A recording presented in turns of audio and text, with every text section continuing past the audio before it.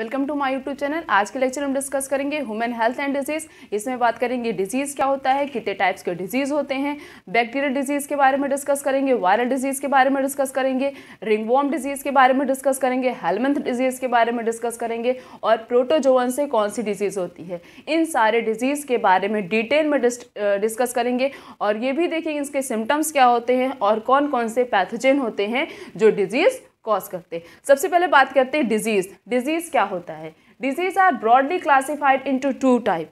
Disease का मतलब होता है जब हम फिजिकली, मेंटली, सोशली अनफिट होते हैं, मींस फिट नहीं होते हैं, हमारी बॉडी अनफिट होती है, उसे क्या बोलते हैं, उसे हम कहते हैं डिजीज़। डिजीज़ को क्लासिफाई किया गया है दो टाइप्स में। सबसे पहला है इन्फेक्शियस डिजीज़ और दूसरा होता है non infectious disease. Infectious disease को कम्युनिकेबल डिजीज़ भी बोलते हैं और नॉन इन्फेक्शियस डिजीज़ को नॉन कम्युनिकेबल डिजीज़ भी बोला जाता है। The difference between them are as follow. अब दोनों के बीच में क्या डिफरेंस होता है, सबसे पहले देखते हैं इन्फेक्शियस डिजीज़ क्या होता है। The disease which are easily transmitted from one person to the other. ऐसी डिजीज़ जो एक पर्सन से दूसरे पर्सन में बहुत ही ईजिली ट्रांसफ़र हो जाए, बहुत ही ईजिली, जैसे कि कॉमन कोल्ड और हेपेटाइटिस बी। कॉमन कोल्ड किसी को छींक आ रही है या खांसी आ रही है या कफिंग हो रही, कुछ भी हो रहा है, तो उसके बगल में जो पर्सन होगा, जो हेल्थी पर्सन होगा, उसके जो ड्रॉपलेट्स होंगे उसके पास चले गए, तुरंत ये डिजीज़ क्या हो रही है, ट्रांसफ़र हो जा रही है। तो ये डिजीज़ जो है, एक जो इन्फेक्टेड पर्सन है और किसी हेल्थी पर्सन में ये डिजीज़ ट्रांसफ़र हो रही है, उनके कांटेक्ट में आने से या उनके द्वारा यूज़ किए यूटेंसिल को यूज़ करने से, मतलब जो भी प्रोडक्ट वो यूज़ कर रहे हैं उस प्रोडक्ट को हम यूज़ कर रहे हैं, इस तरीके से जब डिजीज़ ट्रांसफ़र होती है उसे कहते हैं इन्फेक्शियस डिजीज़। ऐसी डिजीज़ जो एक पर्सन से दूसरे पर्सन में बहुत ही ईजिली ट्रांसमिटेड हो जाए, this type of disease is known as infectious disease, या हम बोल सकते हैं उसे communicable disease. Example is common cold and hepatitis B. The next is non-infectious disease. The disease which are not transmitted from one person to another, like a cancer. जैसे कि ऐसी disease जो एक पर्सन से दूसरे पर्सन में transfer ना हो, जैसे एग्जांपल में कैंसर। कैंसर क्या होता है, हमारी बॉडी की कोई भी सेल जो होती हैं, cell uncontrol growth, means control नहीं कर सकते, ऐसी ग्रोथ होती है, उसे क्या बोलते हैं, तब वो जाके आगे जाके मासेस ऑफ सेल का फॉर्मेशन कर लेता है, उसे हम कैंसर बोलते हैं। तो ये हमारी बॉडी की प्रॉब्लम है ना, मीन्स हमारी इंटरनल बॉडी में जो है हमारी सेल जो है वो अनकंट्रोल ग्रोथ करने लगी हैं, इनसाइड प्रॉब्लम है। तो ये डिजीज़ जो है एक पर्सन से दूसरे पर्सन में ट्रांसफ़र नहीं होती है, तो उस टाइप की डिजीज़ को बोलते हैं नॉन इन्फेक्शियस डिजीज़। और जो डिजीज़ ट्रांसफ़र होती है उसे क्या बोलते हैं, infectious disease. The next is common infectious disease. Depending on the pathogen, infectious disease are as follow. Pathogen के अकॉर्डिंग इन्फेक्शियस डिजीज़ को अलग अलग क्लासेस में क्लासीफाई किया गया। अब ये पैथोजन क्या होता है, पैथोजन का मतलब होता है the organism which cause the disease. ऐसा ऑर्गेनिज्म जिससे डिजीज़ होती है उसे क्या बोलते हैं, उसे कहते हैं पैथोजन। इन्फेक्शियस डिजीज़ में जैसे कि viral disease, bacterial disease, protozoan disease, fungal disease and helminth disease. अब ये वायरल डिजीज़ कौन कौन सी ऐसी डिजीज़ हैं जो वायरस से होती हैं, जैसे कि कॉमन कोल्ड और पोलियो। इस चैप्टर में हम बस कॉमन कोल्ड के बारे में ही डिस्कस करेंगे, हायर क्लासेस में हम पोलियो के बारे में भी डिस्कस करेंगे। ये कैसी डिजीज़ होती है, viral disease which is caused by the virus. Then next is bacterial disease. ऐसी डिजीज़ जो बैक्टीरिया से होती है, जैसे typhoid, pneumonia, plague, diphtheria and tetanus. हम इस चैप्टर में टाइफाइड और निमोनिया के बारे में डिस्कस करेंगे, बाकी इन तीनों के बारे में बस नाम जान लेते हैं। ये डिजीज़ कैसी होती है, बैक्टीरियल डिजीज़ होती है, इसके बारे में हम हायर क्लास में स्टडी करेंगे। तो बैक्टीरियल डिजीज़ कौन कौन सी होती हैं, typhoid and pneumonia. The next is protozoan disease. Protozoan disease कौन कौन सी, मलेरिया और अमीबियोसिस। कौन कौन सी, मलेरिया एंड अमीबियोसिस, इन दोनों के बारे में हम डिस्कस करेंगे। Then next is fungal disease. ऐसी कौन सी डिजीज़ जो फंगस से होती है, दैट इज रिंगवॉर्म, इसके बारे में भी डिस्कस करेंगे।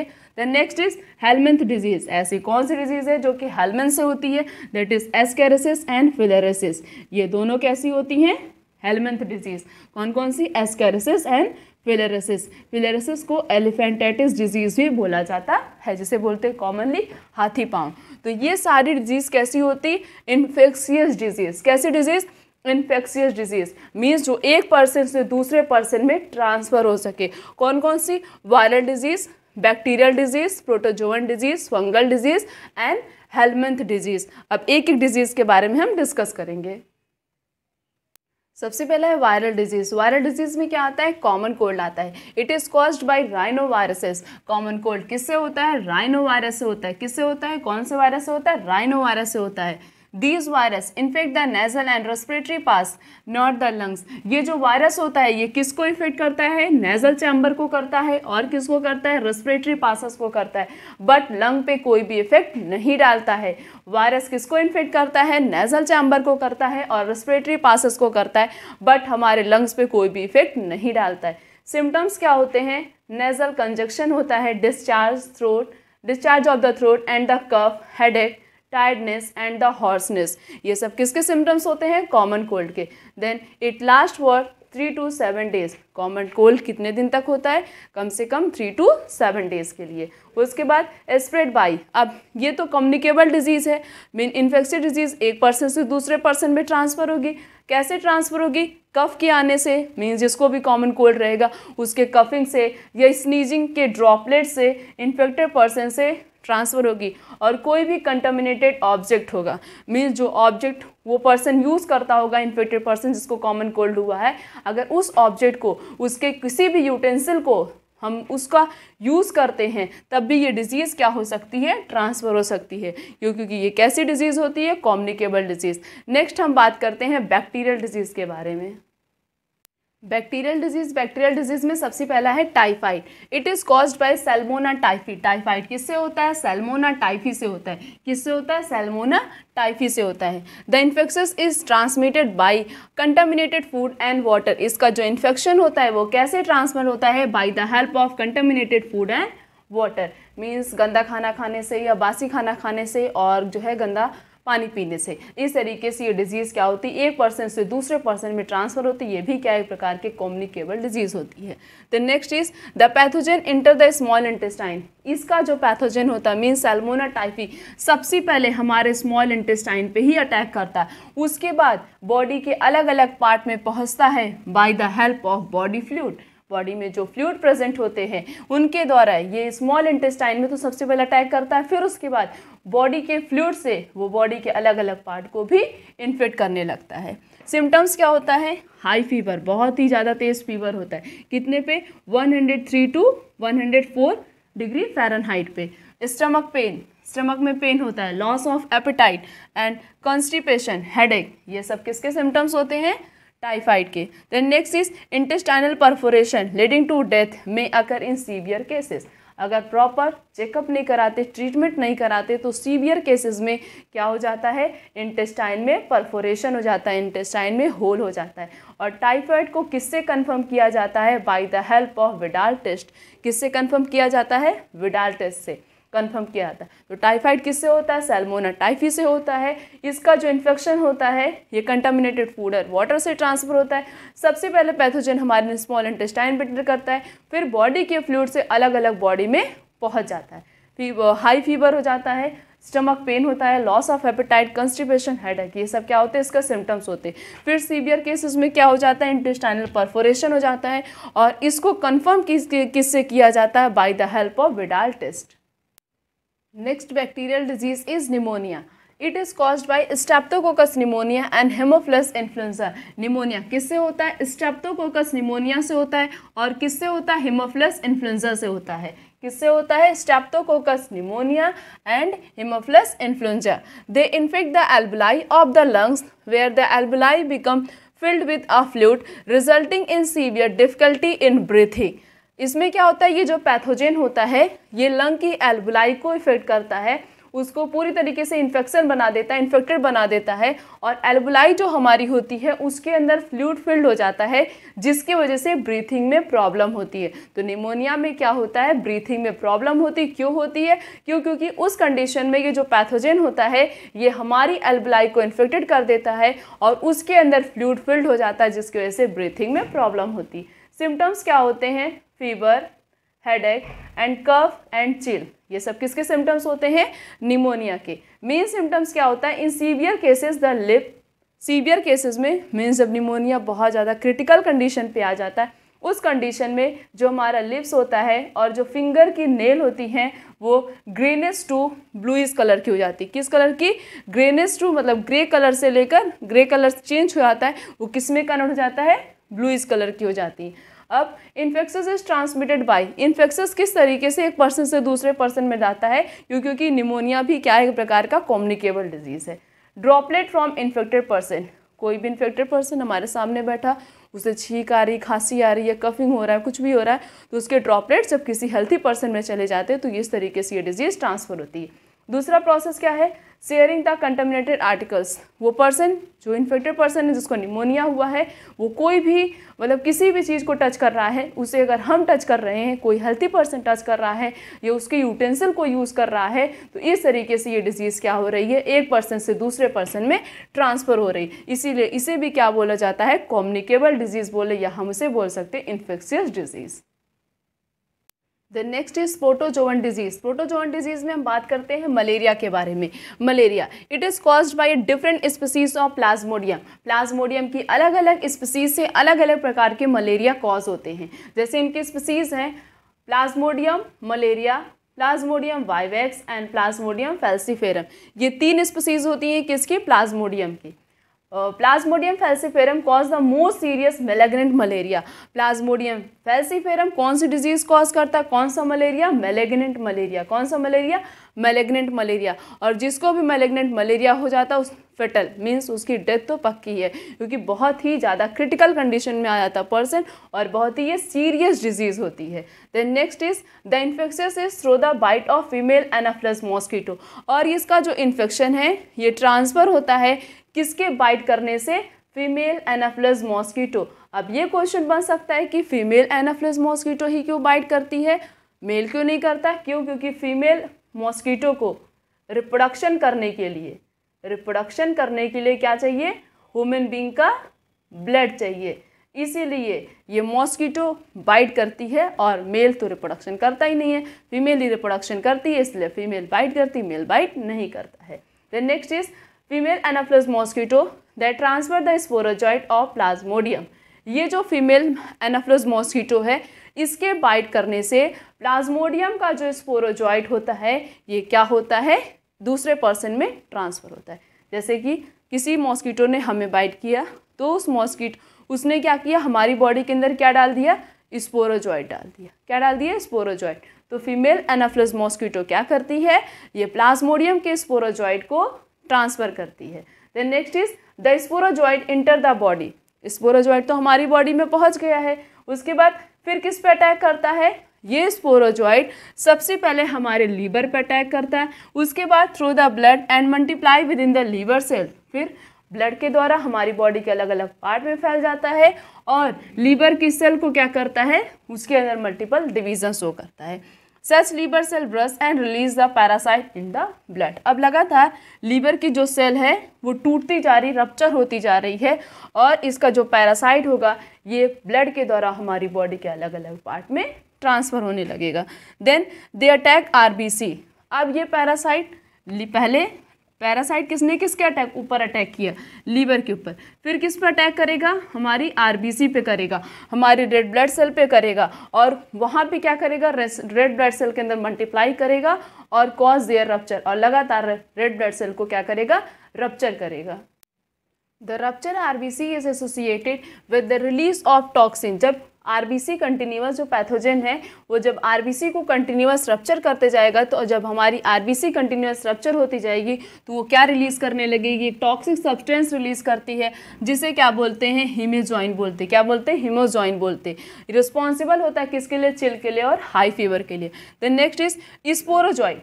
अब ये क्वेश्चन बनता है कि स्पोरोजॉइट कहाँ स्टोर रहता है? स्पोरोजॉइट जो होता है वो मॉस्किटो के सलाइवरी ग्लैंड में स्टोर रहता है। किसके सलाइवरी ग्लैंड में?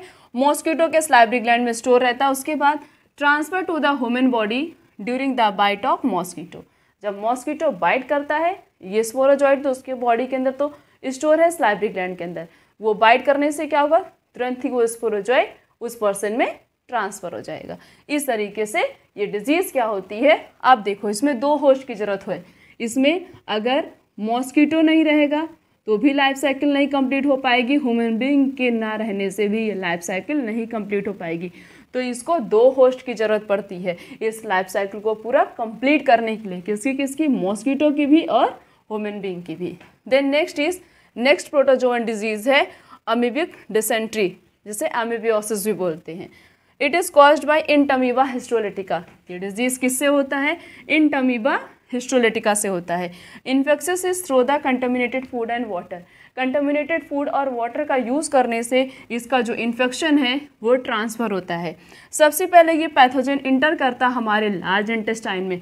किस में इंटर करता? हमारे लार्ज इंटेस्टाइन पे। सिम्टम्स क्या होते हैं? एब्डोमिनल पेन, एब्डोमेन में पेन होता है, cramp, stool with excess mucus and blood clot हो जाता है जगह जगह पे, और बहुत ही ज़्यादा म्यूकस क्या होने लगता है? स्टोल होने लगता है।